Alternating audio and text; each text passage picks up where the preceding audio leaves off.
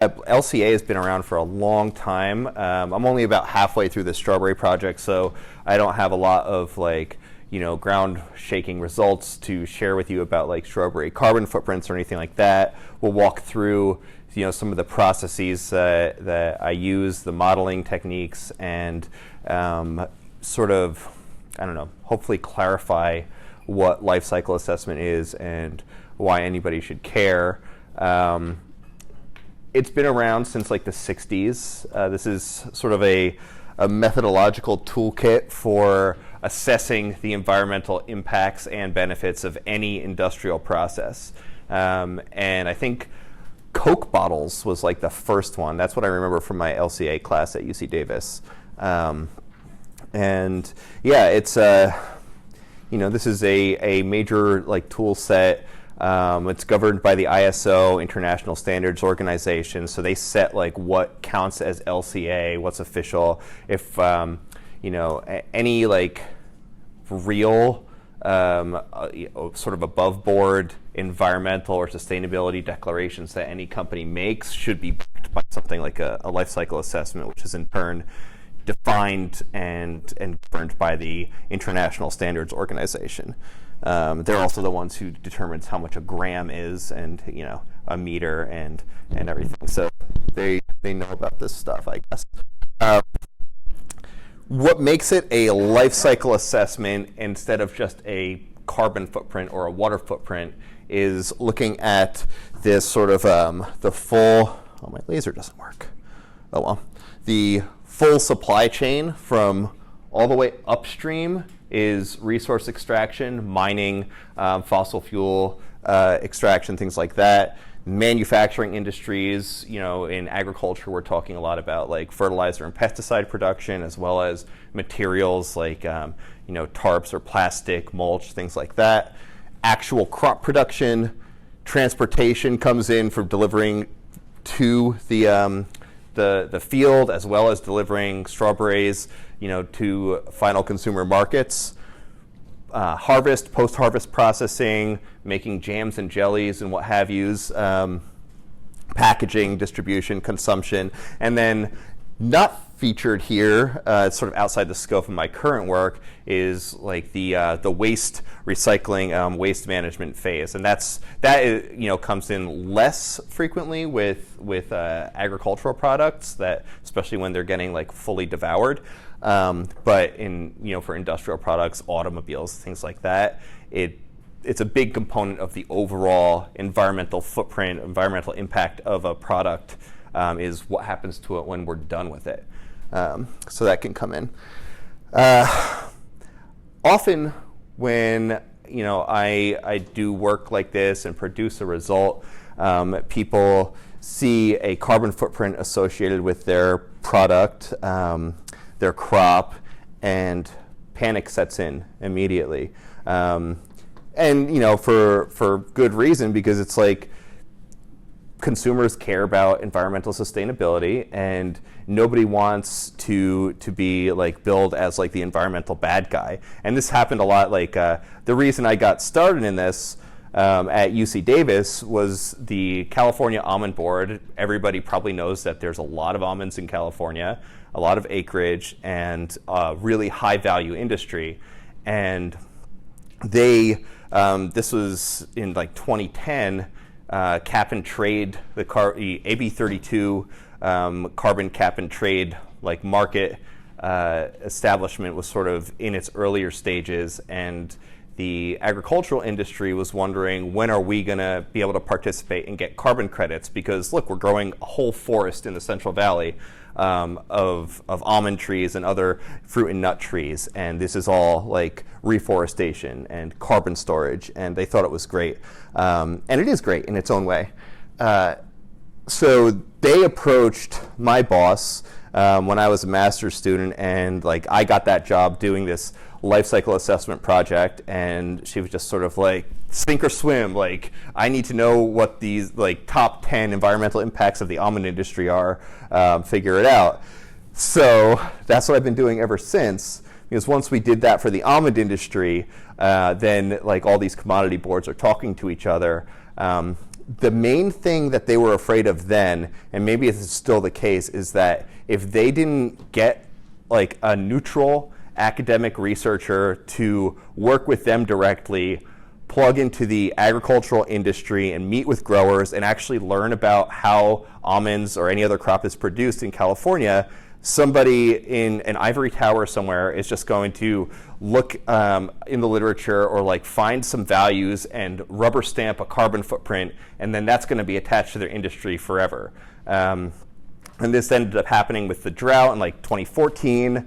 Everybody heard that every almond that you eat is 1 gallon of water. That may or may not be true, but that's the kind of thing. It's like once that gets into the media and they don't have a counter narrative, it's not, I maintain my academic integrity, but a lot of the time this work is coming from, from other industries, other parts of the world, people that aren't working with industry stakeholders on the ground, and so arguably may or may not know what they're talking about. Anyway, so all that to say, the questions that we're asking here is, what are we getting for these impacts that are occurring? Because every industrial process produces some kind of impact. Everything you do, from getting out of bed in the morning, using any kind of product or technology, eating and breathing produces an impact. And it's not like, oh my God, almonds have a carbon footprint. It's like, what level of nutrition, what ecosystem services, what benefit to society is incurred from this operation that we're doing. And these questions, these answers to these questions are often put into, sort of like sustainability-focused marketing.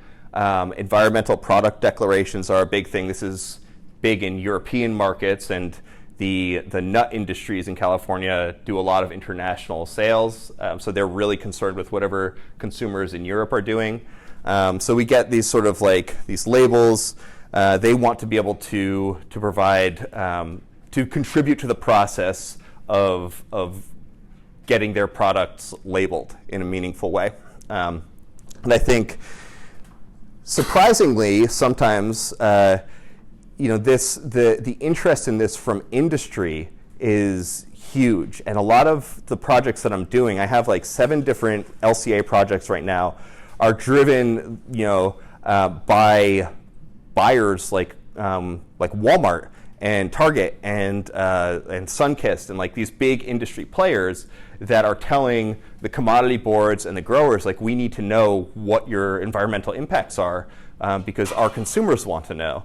And so it's interesting to me, because we often think of like Walmart as sort of like a bad player in terms of sustainability, but they have a strong interest in like driving this kind of research forward. Part of that is through these sort of like regulatory compliance in different international markets, and the idea that we can at some point produce labels that can actually inform growers in the supermarket, like what your environmental footprints are. That's a fraught topic. So another a big area, so from the grower perspective or the industry perspective, what can we do with LCA? Interest in carbon credits is a major driver, because especially when we're talking about perennial crops, but really any crop, we're talking about like the potential for soil carbon development or loss. And if there's any potential for growers to get an additional revenue stream by like adopting a new practice where they maybe apply biomass or wood chips to soils and increase the carbon content, there's this idea in some circles that like, well, we can't just expect a financially sound business person like a strawberry grower to take on the responsibility for our statewide or national carbon footprint by changing their practices. But if we have a cap and trade program, if we have, like policy initiatives driving that should incentivize growers and other industry stakeholders to do more sustainability practices, we need to be able to quantify this sort of thing. So in the context of strawberry, one of the things that I'm most interested in looking at right now is the soil processes, a biogeochemical model that can tell us, based on our production practices and and inputs, what the soil carbon status ends up being, what nitrogen emissions, nitrous oxide, greenhouse gas emissions are. And we look at hotspots. So it's like if I categorize all of the emissions footprints in a system, then we could say, oh, like the main issue with this production system is fertilizer input. We find that it's like 90% of your overall carbon footprint or smog forming footprint. Then if that grower is interested in reducing their environmental footprints or improving their performance, the hotspot tells them where to focus first, right? Trade-offs are, well, we've cut our nitrogen application because we want to reduce it. It's our biggest emitter, but now our yield is down. And so it's like, that's a trade-off. You've lost something by like improving, or reducing your resource use intensity may cost you in some other area. Or you've switched to a different kind of fertilizer or pesticide that has a lower carbon footprint, but maybe a much higher water footprint. I see this with renewable energy sometimes. Switching to solar, surprisingly, can increase the water footprint because solar panel production is apparently a more water-intensive process, like writ large, than some fossil fuel use. And finally, industry benchmarking is one thing that's of a lot of interest, to industry stakeholders, is saying, what is like the average for California production? How does that compare to our competitors, say like in, the Chilean industry or something like that? So we look at those sort of things. This is the super interesting model structure, but in general, what I'm trying to display here is like, I build often from scratch, usually in Microsoft Excel, so your Excel etiquette can be really important here. But we take in this field of life cycle assessment, and especially in agricultural life cycle assessment, I think most PhD projects require you to do like the deepest dive into the narrowest pool of education and like learn everything about one molecule and its interactions in one plant or something like that. I'm directly quoting what some of my colleagues ended up doing. For me, I need to know a little about like almost everything. I'm frequently drawing on my undergrad organic chemistry classes because I need to figure out what functional groups are in the pesticide that's being applied or an alternative, and how is that manufactured. Now I'm learning about pesticide manufacturing processes and industrial chemical production industries. Where does it come from? Where is it most likely to be supplied from? Are we getting this imported from India or China? Is the raw material being imported and then manufactured in the Midwest and then shipped? How is it being shipped? Is it coming by air, sea, rail, truck? All of these factors come in. And so I'm like drawing from all kinds of like published literature, like research literature, public data sets. In California, we have a great like public data system with the Irrigation Management Information System, which some of you, I hope, have heard of. That's like huge data sets on climate, precipitation, temperature. I have USGS soil characteristics databases that I can draw on. We have at UC Davis, they're producing economic cost and return studies, so I can get a lot of economic data. We use that to do allocation, which is how do you divide up the impacts from a system that produces more than one product, and I need to know like price data and things like that. Geospatial data, I mentioned some of that. We get like groundwater data. We have the pesticide use reporting system, so I can go by crop and county and figure out what pesticides are being applied to which crops and where, all of this stuff. We're driving these data sources are feeding into like a core model, which is basically just a line item input of like how much fertilizer per acre, how much pesticide, which different kinds, system inputs, and then the system outputs, which would be yield, residual biomass from like any plant matter that's left in the field, or post-harvest like processing waste, things like that. All of these inputs and outputs are quantitative, and we define like the system of interest with like a system boundary, analytic scope, and like the overall goal. These are like the fundamental requirements from the ISO about like what makes it a life cycle assessment. You have to define everything very specifically in very clear language for it to count. And we saw that. This is our system boundary. This is sort of a generalized, it's specific to strawberry, but very generalized processes like just resource extraction, global background processes. Like some of this stuff in our extremely interconnected global system, input materials can be derived from other like materials that could be sourced from anywhere in the world. And so we have to like track some of this back and figure out where it's coming from, what it takes to get to the, into the production system. We have regional processes, so we have like with strawberries, the nursery delivery. The nurseries are not like on the field sites, right? So we have this transportation, groundwater delivery, or water delivery for irrigation may or may not come from groundwater versus surface water. We have the state water projects. I think most of the strawberry industry is served by groundwater, but there may be some reservoir use. We have to go into these data sets to look at that. Energy delivery, we have the statewide, we have fossil fuels coming from obviously anywhere in the world, but renewable energy production in like on a regional basis, and then you could even have renewable energy on site in some systems.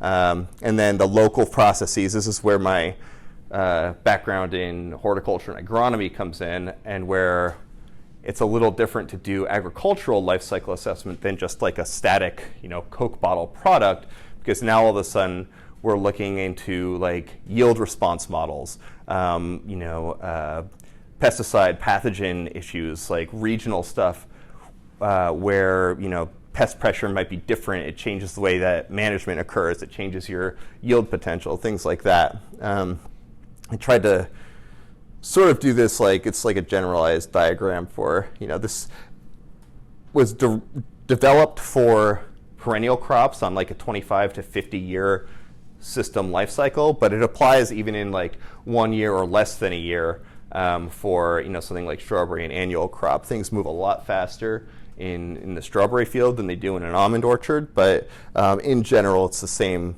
kind of like cycle and inputs and outputs. And one of the main things that we're interested in is looking at the soil, that sort of like transfer of atmospheric carbon dioxide through productive biomass and then ultimately into the soil, and how that affects our overall system sustainability and performance. Some of this like scope and boundary stuff, we're looking, I'm relying a lot on geospatial data sets. So this is like actually looking at land use. I have a lot of this modeling is taking place in ArcGIS, Geospatial Information Systems tools. And so this is from a recent study. I was pleased to see these images blown up on the wall in the strawberry office there. So I know that it's considered relevant, but instead of just looking at California strawberry and trying to like come up with like a overall footprint from sort of like a top-down approach, what we're trying to do here is look at every strawberry field that's described in these geospatial data sets. This has the rotation information, so like the crop rotation. I can build a simulated cropping system specific, not necessarily specific to every single field on its own, but I can say something like, oh look, 3+ year rotation, that represents 48% of the acreage in this region. And so I model that separately, and then we combine everything, we aggregate based on acreage. So, a lot of these, the data from this, as I said, comes from public data sets. We're also relying a lot on grower interview and other stakeholders like, agri-services operators, like planting operations and tillage and land clearing and things like that. Everything is, there's a dedicated like agri-services operator for almost everything, and a lot of things are like contracted out, the fields are rented. So there's a lot of people that we need to talk to be able to get a complete picture of what's going on in the field and in the whole supply chain. So these surveys, interviews, and cost studies from UC Davis, which are also based on interview and like a focus group. These are informing us on our material and chemical inputs, our water quantities, as well as our operations like tillage and harvest, and system outputs like yield, which is really variable. Jumping back here to focus on the soil, I think I have, these geospatial data. So this is really important for the soil modeling.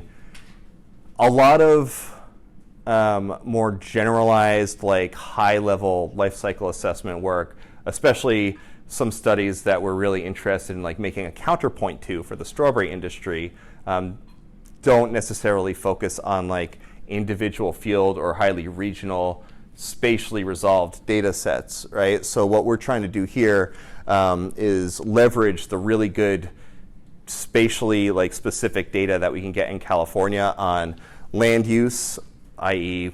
where is strawberry being grown, what is the crop rotation system, the soil, the texture, the initial carbon content, slope, things like that.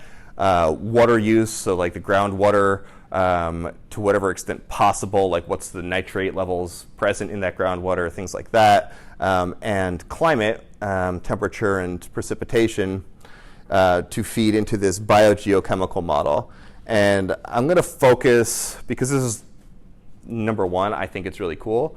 And number two, this is where most of the work I've done on the strawberry project has been so far. We'll just like kind of deep dive into how I'm modeling soil carbon and nitrous oxide emissions for this project to do a better job than using a one size fits all approach, a characterization factor that you can get from the IPCC, saying for every kilogram of nitrogen you apply, you get 1% of that back as nitrous oxide. And that's like a global average, and it's used like super commonly in studies of this nature, and it's totally site specific and different. And like what you're going to get when you actually look at regions and sites individually is a huge amount of variation in this really important carbon footprint component.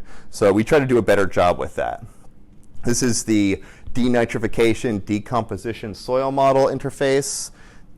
This is what it looks like on the inside. And this tool, unfortunately, it's been taken down. It used to be freely available from University of New Hampshire, and you could use it. It's not terribly difficult to parameterize. It takes a lot, obviously, of data, and it models a lot of processes. And sadly, they just haven't updated it, and it's no longer available. I'm still using an older version, but the creators spun up a consulting company, and now it's like, technically it's supposed to be provided for free, but you can't really get it because there's just like, they don't have a lot of interest in maintaining it. So maybe one day we'll be able to get it. In the meantime, I'm just using the version from 2 years ago before it was like abandoned, but it's still good. So basically what we're looking at here is 3 main domains that are important for soil carbon storage and nitrous oxide or greenhouse gas emissions: climate, soil, and management. So, and this is a process-based model, which means like essentially everything is explicitly modeled, like the decomposition rates, every parameter, temperature, moisture conditions, everything that you put in ends up driving this process-based model. So I get a lot of this data, as I mentioned, from geospatial data sets, that kind of thing that we use for the soils. Let's see, is this going to work? It's supposed to be, oh yeah, here we go. So this is our strawberry plots as per consulting company called Land IQ. They do ground truthed aerial image assessment. So they explicitly lay out every crop, and I can get a shapefile from them, match it up with these USGS soil domains. So any given plot of strawberry may have one or multiple different soil blocks as measured by the Geological Survey. And then we can sort of like deep dive into those. It should be, I can't tell if the video is done playing. Yeah.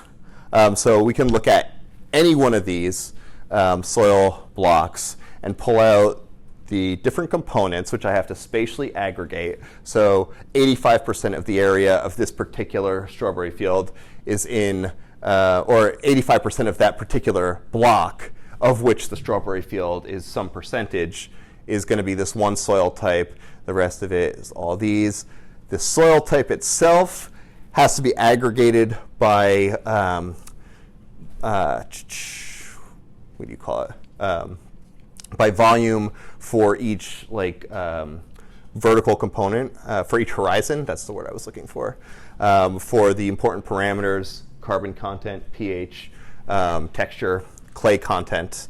So all of these are aggregated by volume. Then we take that, each one of them, aggregate it by area, and apply it to the mapped soil blocks, aggregate them to each strawberry field, and then we can aggregate each strawberry field to region and get a very specific region based, or I can back it up and run the model for just this or just that part, or for the whole region, depending on how much time and processing power we have.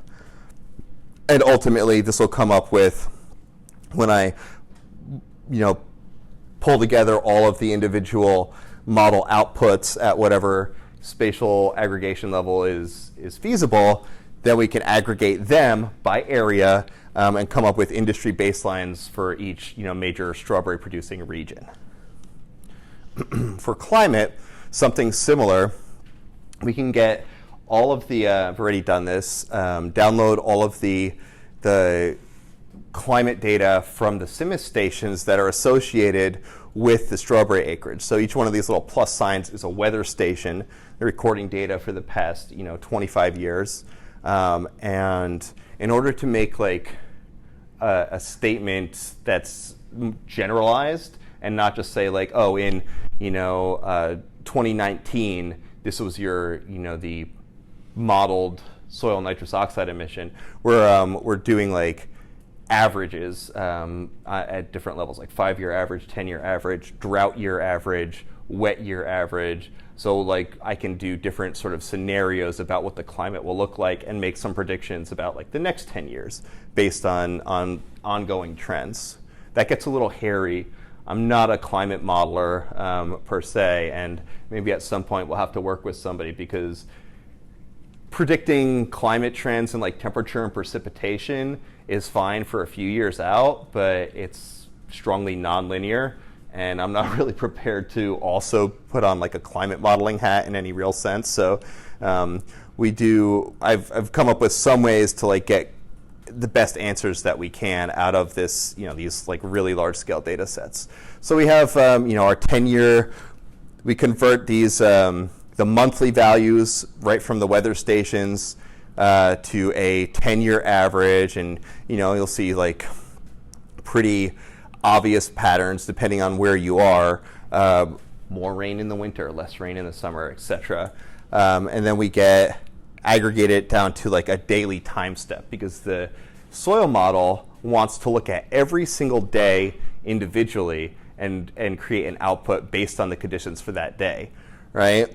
So when we're doing averages, we run into this problem where it's sort of smeared out on a monthly basis, an average value. So our total precipitation, day by day, it's not the same amount. If I use an average value and plug that into the model, it's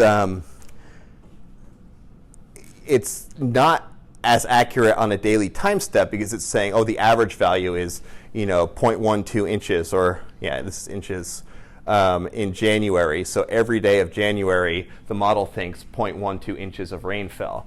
And that actually ends up being a big problem, because these soil processes aren't just driven by the average moisture or the average temperature, but by like these wet, dry cycles. So the water pulses in from irrigation or from rainfall. It like activates the microbial community, and they start doing their processes, releasing nitrous oxide, and then it dries out. The water moves through the soil profile, and you get that that drying and the oxygen coming in, and that's what's really driving this stuff. So we have to reprocess all of these, this climate data to create a simulated daily rainfall like events, right? And then do a whole like Monte Carlo like simulation process where I run this simulation 100 times, and then we do individual model runs so that you have discrete rainfall events and discrete irrigation events instead of an average to actually get accurate results. So we turn this into this. And so this is what it looks like on a daily basis, but I can't just use the daily records from CIMMYS because I have to predict it forward for like what a hypothetical environment is going to look like. And we do this for all of these different model runs to get, you'll notice subtle differences between all of these. It's super fun. And then we get into management, which is like everything that we normally think of about running a farm. And so the soil model is going to look at your fertilizer, nitrates, different forms of nitrogen, ammonia, urea. All of these have different effects on the microbial ecosystem and emissions. Sulfate and phosphate are also in there. Irrigation events, mulching, biomass addition, anything like that. Even fumigation is built into this model already, which is great.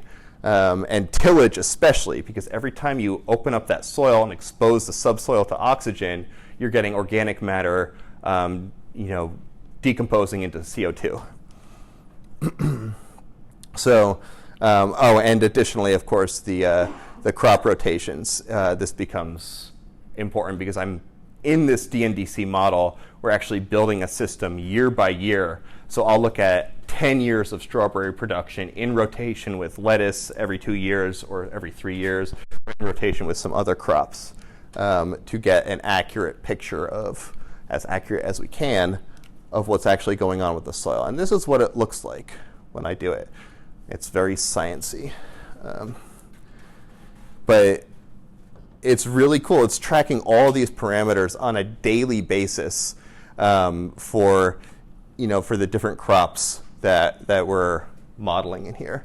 And it can give you, a huge amount of data. And the question really then becomes, is this just hallucinating like ChatGPT, or is it real? And the way we determine that is actually by making a model prediction about how much soil carbon is going to develop, and then going out every month over like the course of a year or 5 years and actually measuring what's happening in the soil in terms of soil carbon or whatever other parameters predicted here, and then comparing it with the model results.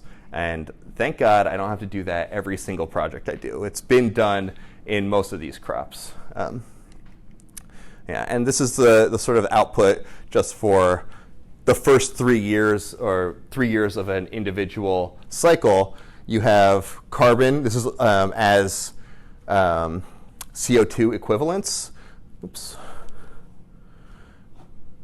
The first year we have like tillage and land preparation, strawberry planting. Because of that tillage, you end up getting a pretty big carbon output, like loss of soil organic carbon. And then there's some N2O emissions. You're applying fertilizer, you're getting that back as N2O. The next year, in this particular version of the model that I ran, the simulation, we don't have the same amount of tillage, and so you actually end up getting, it's like the whatever biomass is left after harvest in the field ends up contributing to soil organic carbon, so you get this, this negative footprint. And then, the third year, I forget exactly what the parameters were, but the third year is like back to tillage and back to emissions again. one of those I think is a fallow year. But yeah. So looking at all of these, I'm outputting these kind of like parameters from the DNDC model, goes into the life cycle assessment model, and we have to use that to generate like different scenarios. Like what if we, instead of doing lettuce, we did a cover crop that could be tilled back into the soil? How does that end up looking for your carbon footprint, et cetera? I can also look at, I think I mentioned this earlier, but like drought years versus wet years. What do the impacts look like for any production system when water becomes less available? And then that's where we start building in things like crop stress and like susceptibility to disease. And are we going to have to put in more pesticide because the crop is stressed out because temperatures are going up and things like that? So all of this is like feeding into this larger model. They go in as lookup tables. So I'm using, and this is true for also biomass accumulation models, geospatial models, economic models. When I run an LCA model, I'm not doing that DNDC modeling process every single time. I do each of these submodels on its own, and every scenario I can think of that's of interest, we create a lookup table, and then the overall life cycle assessment model is like referencing these, so we can produce, different regional or variety model outputs like scenarios.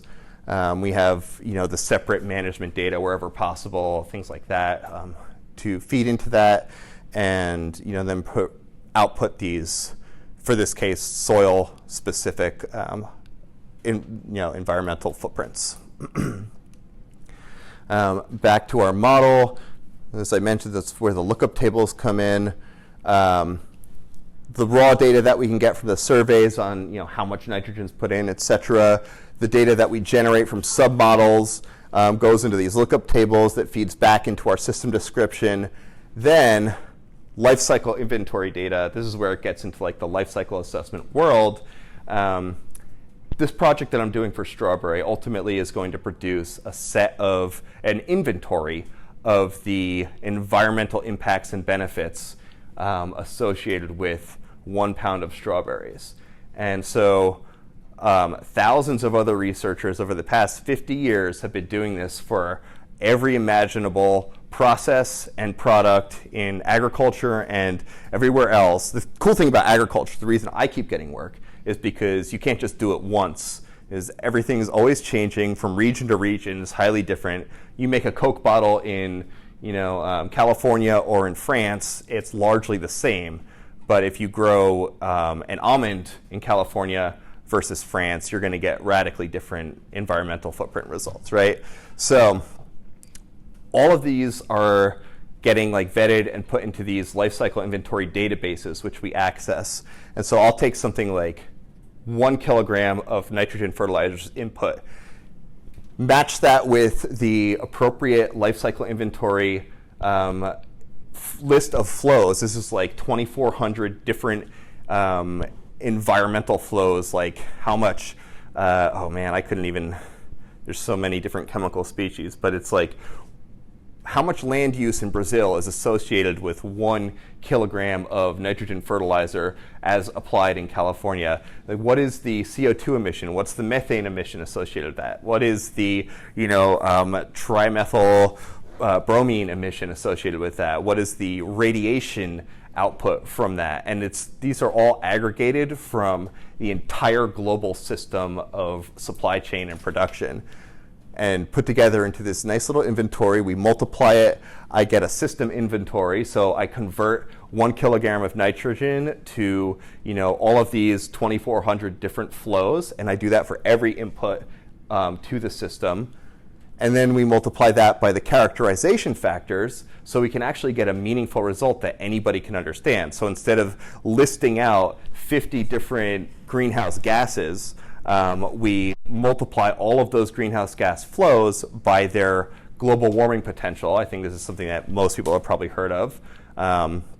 Nitrous oxide, for example, is 265 times more global warming potential impact than CO2, and CO2 is our sort of index flow, right? So I convert everything, all the greenhouse gases, to CO2 equivalents. And we'll do that for 25 other environmental impact categories. So it'll become like, nitrogen equivalents for eutrophication, or phosphate equivalents, or smog forming equivalents, things like that.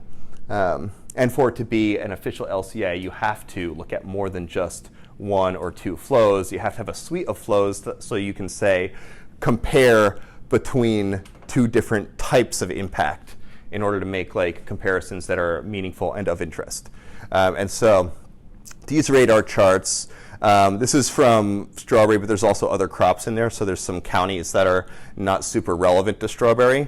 This was for a different project earlier, but I think it's like the most illustrative of the kind of things that we can do, especially regarding like soil impact, soil benefits, right? So I've constructed this scenario analysis, radar charts, where by county, each radius, or each point on this radar is a different county, and each line is a different scenario. I'm sorry the text is a little small here, but normalized to our like industry benchmarked baseline scenario, right? So this is just looking at like soil processes and soil-related scenarios. So compost incorporation. You can see there's a lot of variability in greenhouse gas impacts, right? And it varies by county because we've mapped the crops to different soil types where compost application has kind of a different effect in terms of the N2O emissions, and different crop mixes, including strawberry, but also some other crops. This was for organic production specifically, so we had a mix of different crops. Whereas when we look at compost incorporation for water use impact, it's a lot less variable, right? It doesn't change that much. It didn't change the overall practices. So, and we can do this with, all of these different types of impact category, as many scenarios as we can get data to parameterize these different models. So, this is just an example of some of the scenarios. Cover crop incorporation was a really interesting one. What you see, I think the compost is the most interesting here because it's like, we've normalized it to this dotted line baseline, right?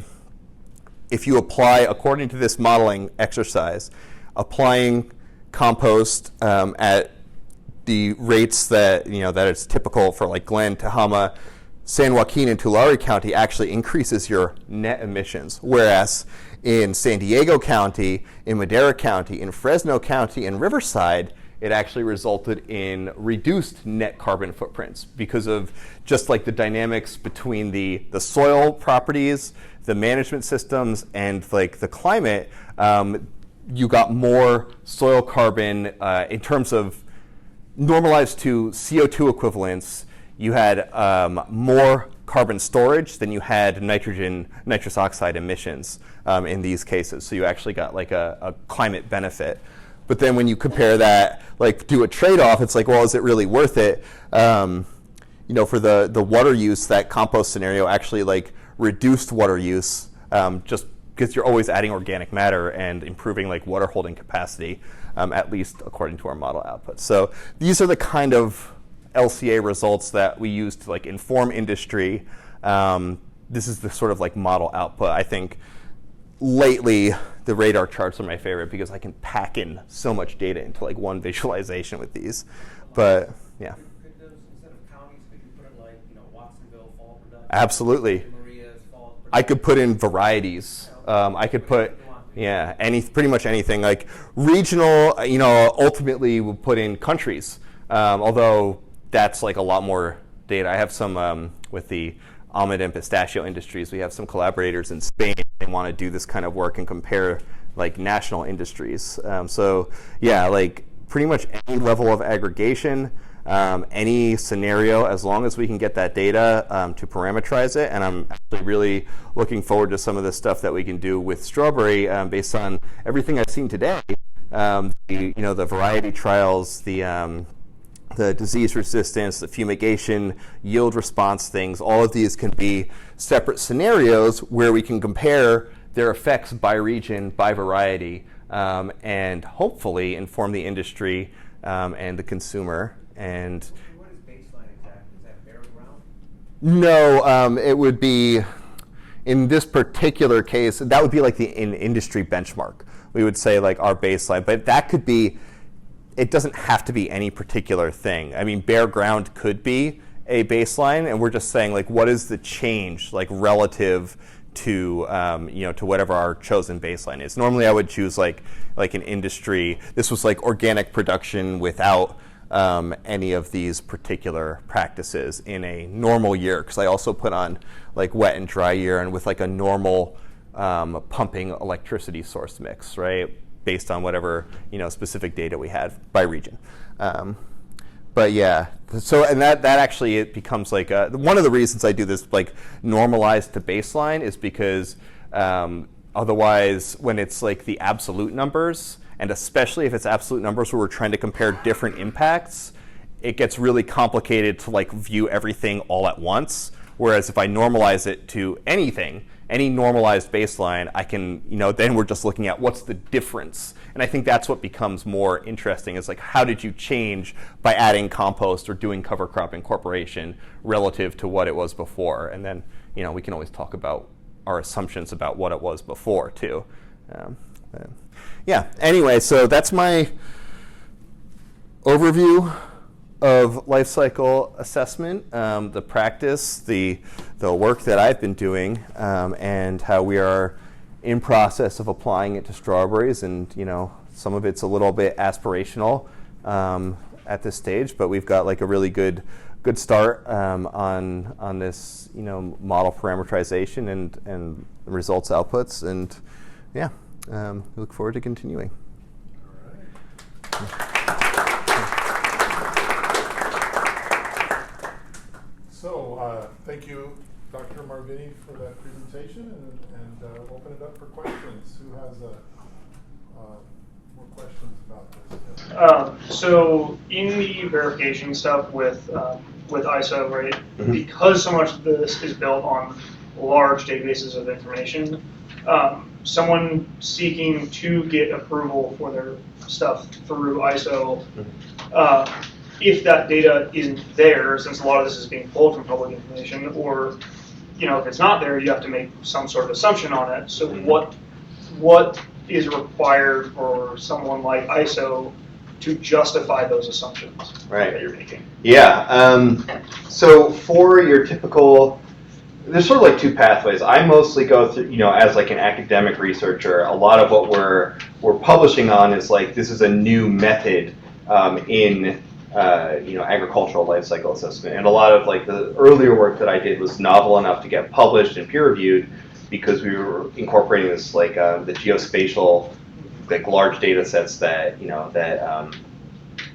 weren't always included before because they just weren't available. Like we have big data now that we never had 20 years ago, so we can do a lot more. And in that case, when it's more academic, the peer review process is usually just like that's how we vet it, and I'll submit to like the International Journal of Life Cycle Assessment, and everybody on that like review board is like top minds in life cycle assessment. So generally the feeling is if they say it's okay, then it flies, right? So that's my preferred way.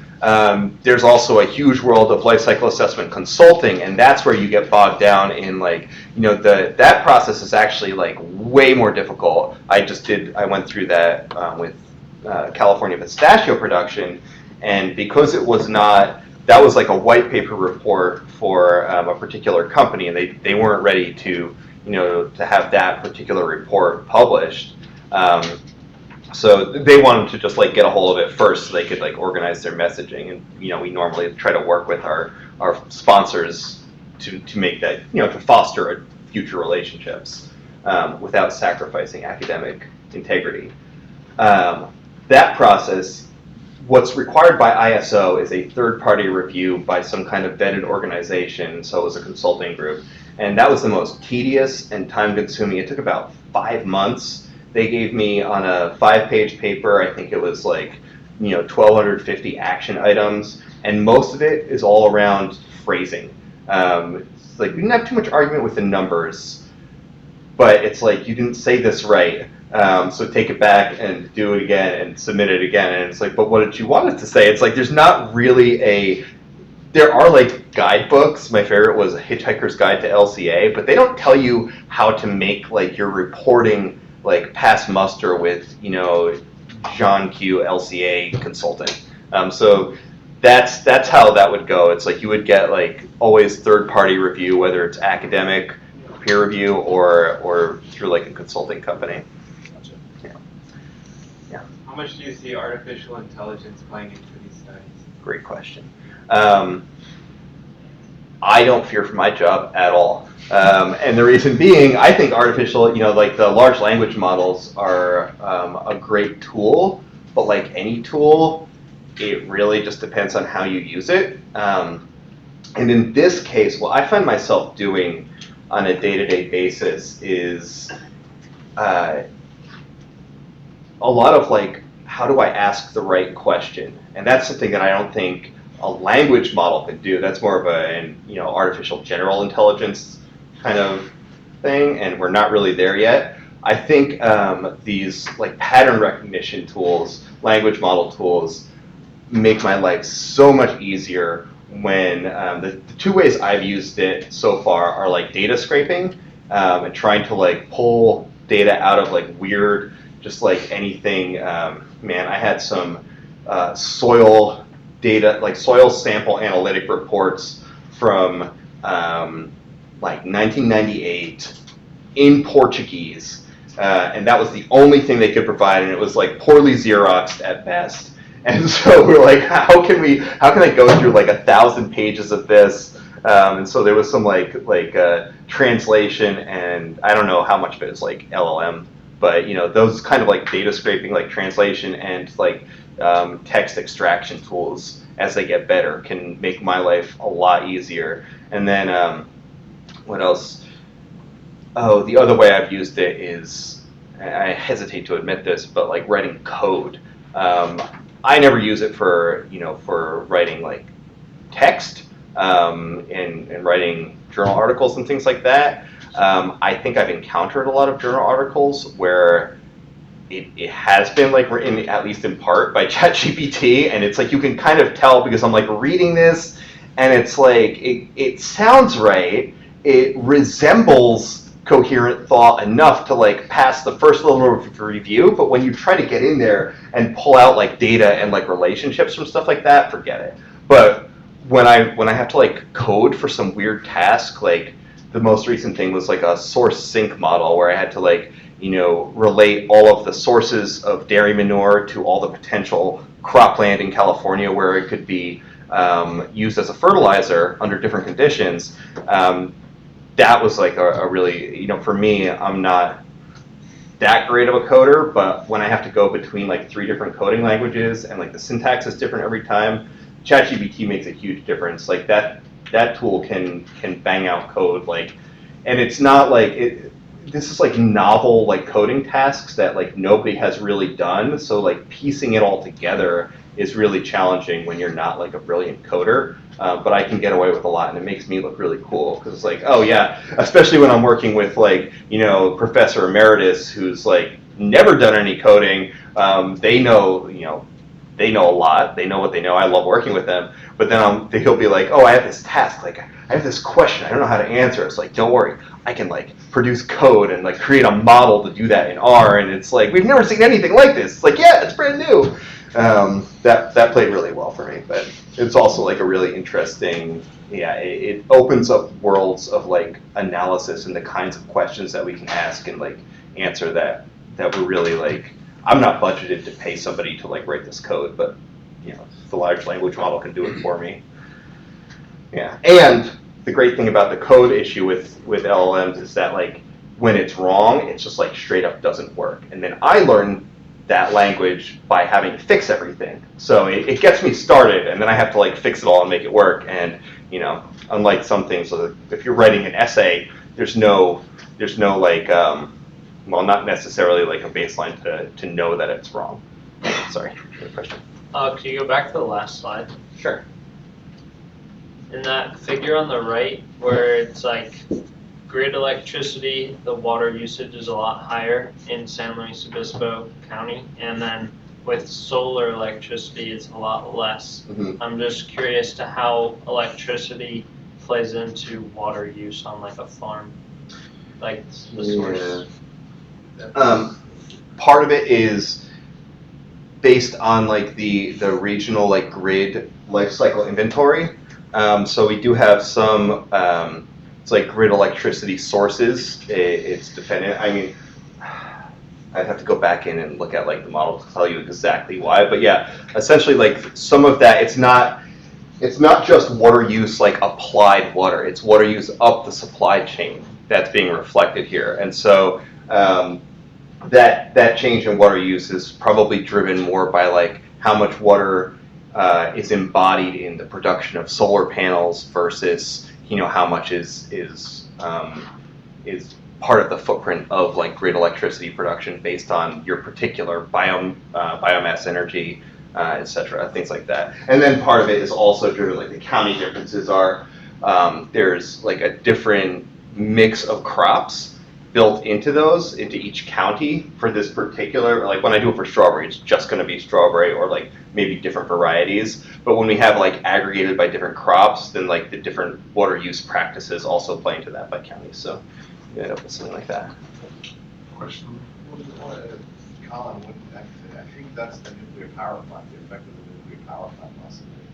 Doesn't a nuclear power plant use more water? Yeah, that would. Is that like, I didn't actually. The Apple Valley's right over there.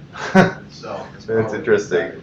Yeah, I don't always see like that, those sort of like the proximate causes of changes like that, because I'm just looking at these life cycle inventories and it's like, I have 50 different inventory data sets. Each one of them has 2,500 flows. It just becomes a bunch of numbers. And that's another reason like we need to like be able to visualize it. Some people can look at those spreadsheets and look at 20,000 individual numerical entries and spot what doesn't make sense.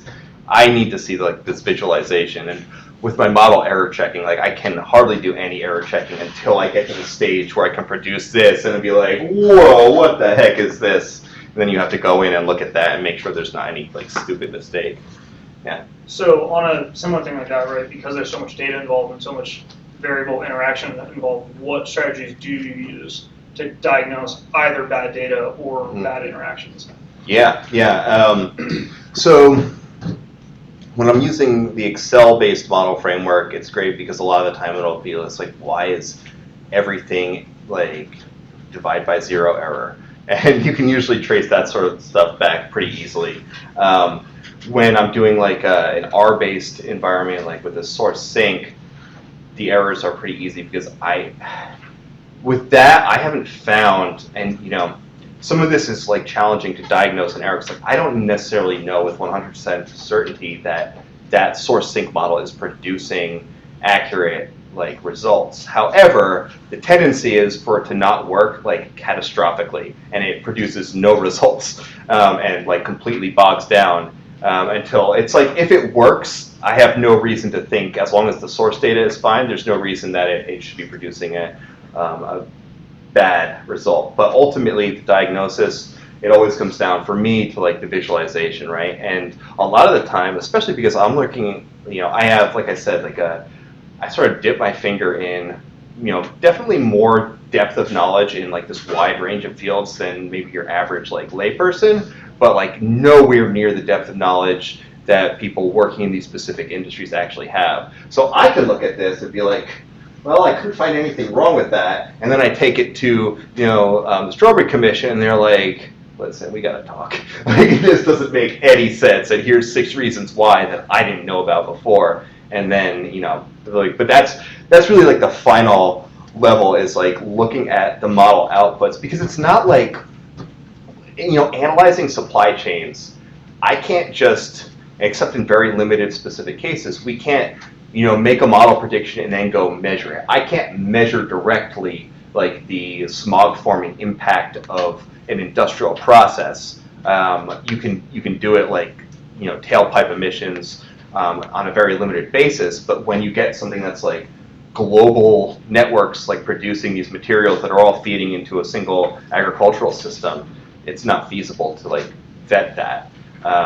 So what it comes down to is like working with people in industry, with our industry stakeholders, and finding what just doesn't make sense. And then we can peel it back and be like, what are the assumptions underlying this one data point that looks weird? And then we can either find something that's like, oh, that's an error 6 levels down, or like our data source ultimately is like, where is this coming from? I'm dealing with this with Citrus Board right now for Madera County. It's like, I can't explain this. Madera is like twice as high carbon footprint as every other county. Like, well, that can't be right. I'm like, well, look, I have the data I have.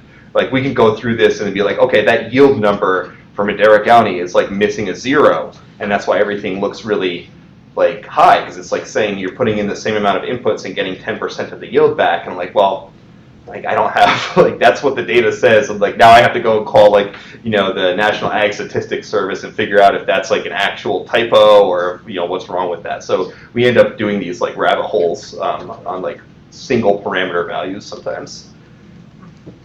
Mohammed, do you have one? Yeah, so I'm just trying to wrap my head around LCA. So in this sense, LCA really is just about looking at relationships, not so much, because you brought up the kind of the 1 gallon of water to produce 1 pound of one almond. Yeah. And I'm like, I looked up a paper right now and tried to calculate how much it would cost to produce 1 berry, and I got like 2.7 liters of water to produce 1 gram of strawberry. And I'm like, that intuitively doesn't sound right. So like, LCA provides kind of the context here. Yeah, and when you say like 1 gallon of water per almond, everybody freaks out. And honestly, like they freak out for a day and then they go back and buy more almonds, right? Because we love almonds and we love strawberries. But yeah, like that is without context. The thing I told the almond board that like we worked on with that, they asked me like, is this borne out by your research? Like, well, yeah, like that might be your worst case scenario, right? And it can also be like much less water depending where you're growing it and on how favorable it is, like and what your yield is that year, etc. But one of the things that we did in the context of the almond and drought was like look at other crops, and it's like, well, if you look at alfalfa, it's using 6 times as much water. And like, what are we doing with that water? In alfalfa, with the almonds, like we're applying water onto these fields in California. Yes, that water is actually like then evaporating back into the local or regional water cycle. It's like that water's not being like destroyed. Maybe it's more problematic with alfalfa because that product has a higher water content, and now we ship alfalfa to China for their beef industry, right? And is that a good use of? So the question really, I guess, in a very limited sense, it can be what is the absolute magnitude of this particular impact? But a better question would be like, what are your alternatives? What else would this water be being used for? Are we focusing on the right thing, like in terms of our statewide sustainability goals? And it's like if we're sending a bunch of water out of the water cycle in California to China, I mean, it'll come back. Eventually, it's a global system after all. But yeah. Oh, and the other thing we looked at with the almonds was like chickpeas. We grow some chickpeas in California, and they use like 6 gallons of water per chickpea. And it's like, that sounds much worse, but nobody hates on chickpeas. Why? Because we only have like 1/10 of 1% the acreage of chickpeas that we do with almonds. So it's like, oh, the almonds, like they're like the elephant in the room. They're huge. So when we look at it, it's like this big deal. But maybe even if it's 1 gallon per almond, you're still getting like all of this shelf-stable, long-lived, high-value produce out of it. Whereas if it's like 6 gallons per chickpea, does that really seem worth it? Like maybe we should be getting our chickpeas from somewhere else.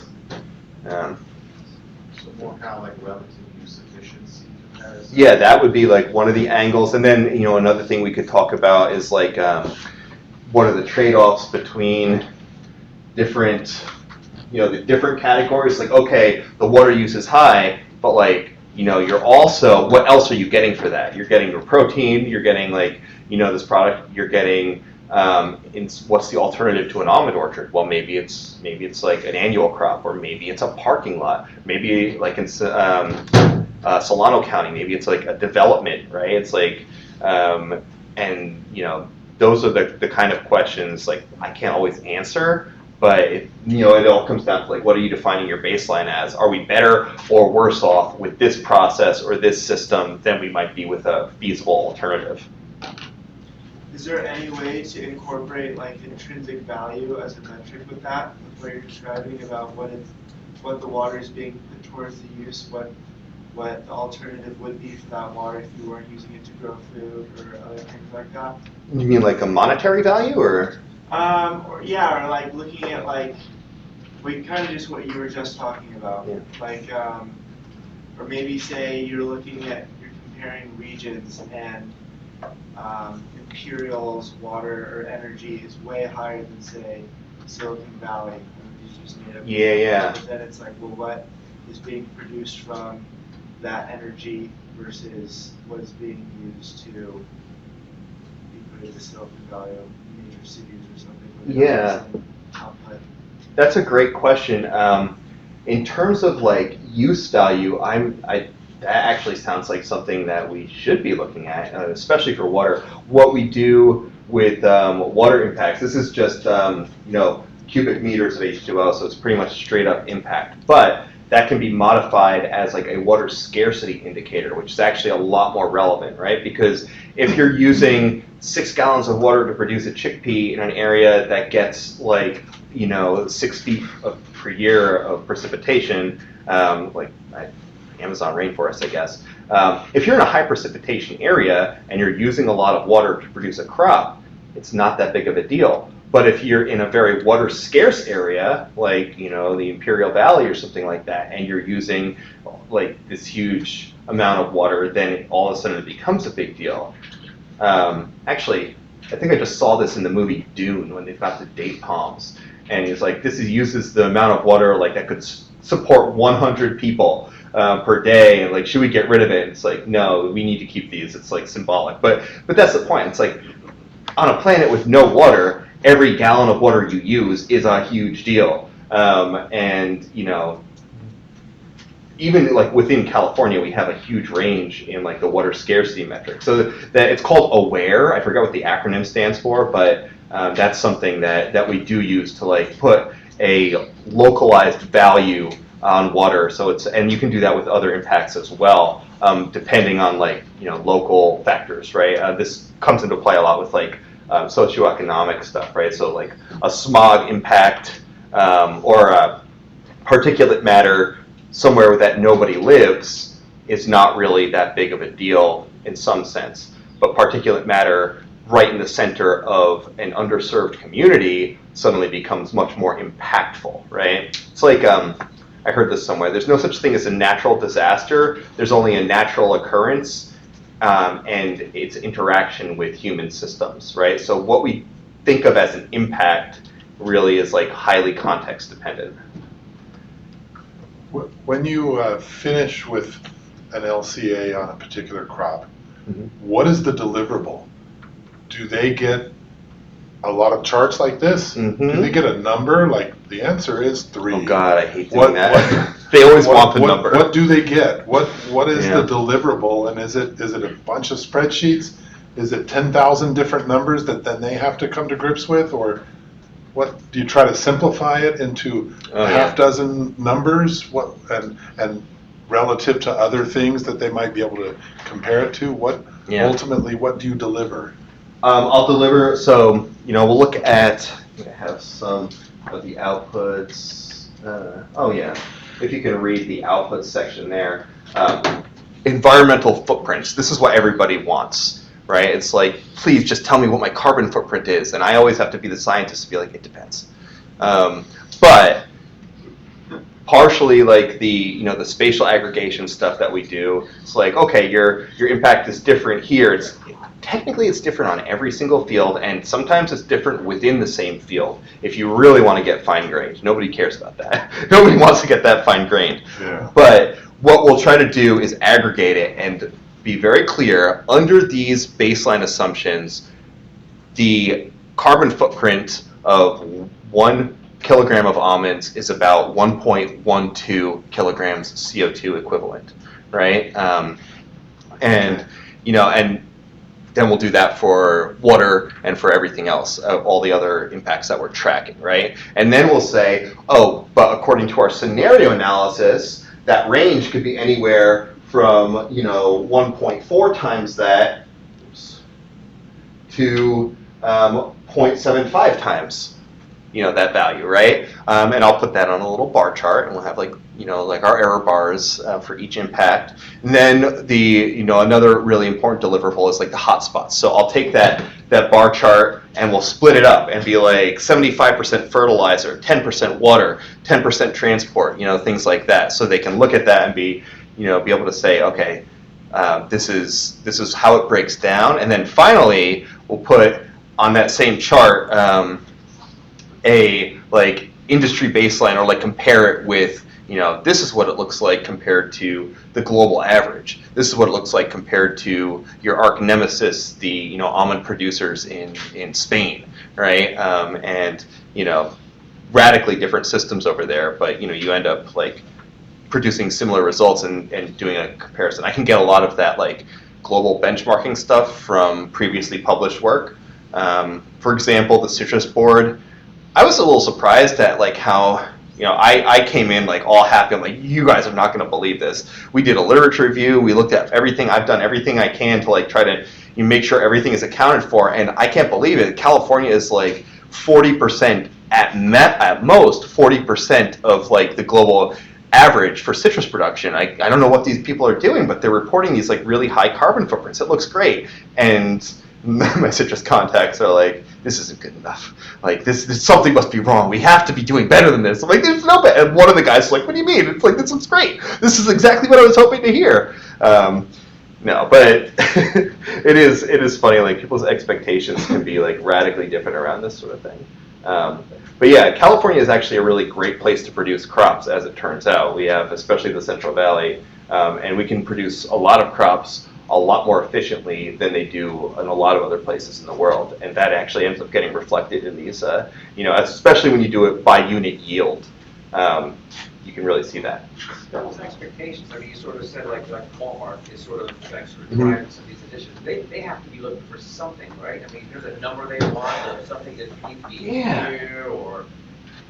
Yeah, I don't know.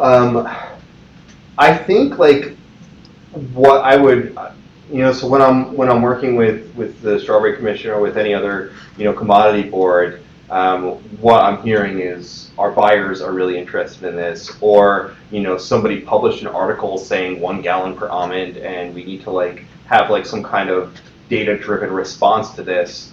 But I don't really know if Walmart is looking for a number so much as they're looking for quantitative evidence that the industry cares about their environmental performance.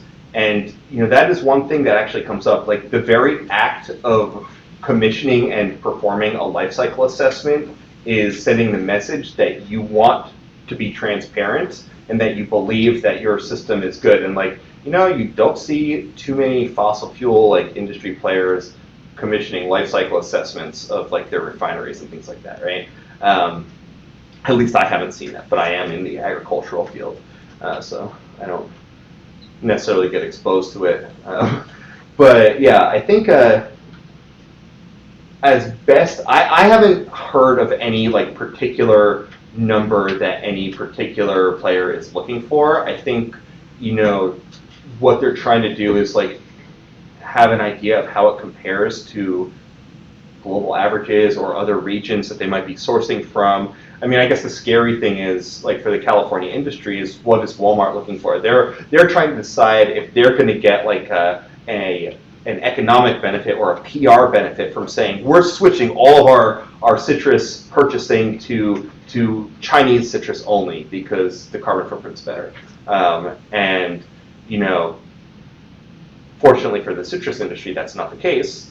We do a really good job here with resource use efficiency, and that has a positive effect on our environmental performance.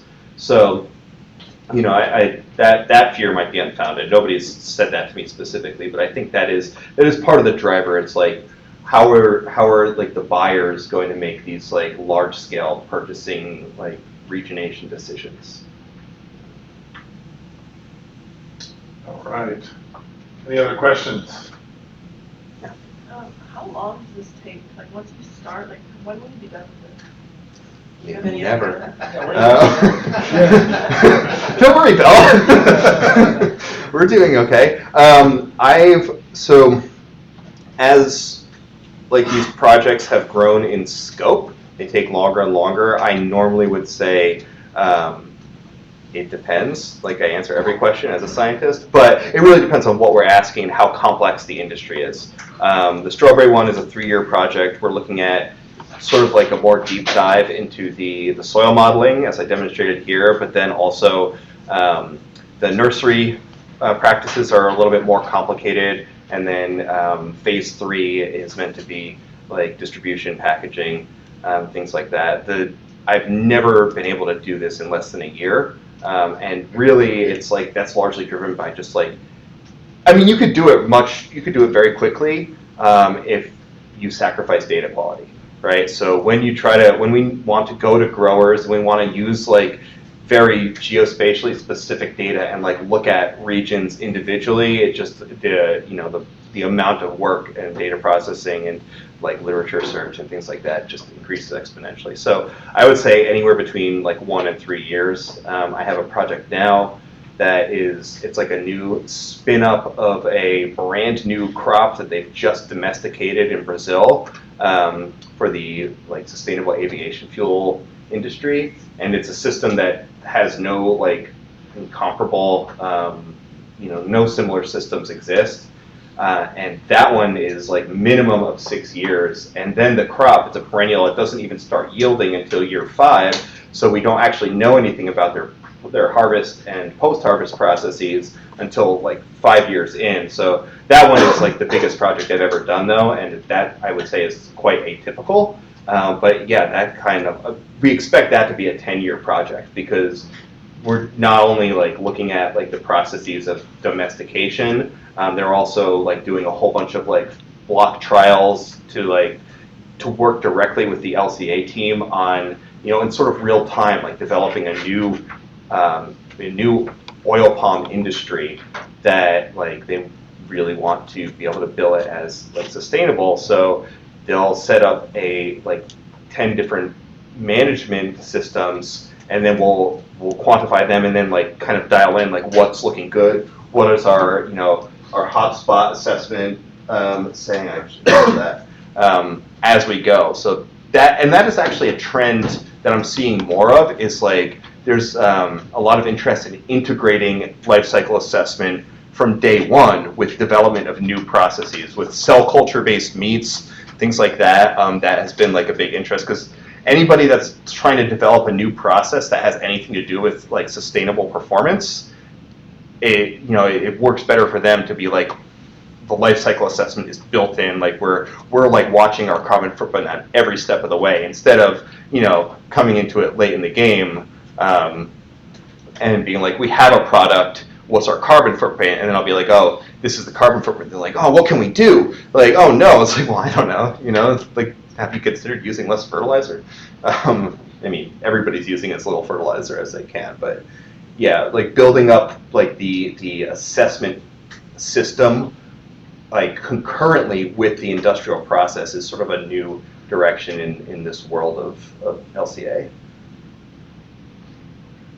All right, I think we've asked quite a few questions here. Appreciate Thank you. the questions from the group. Let's give Dr. Marvinney a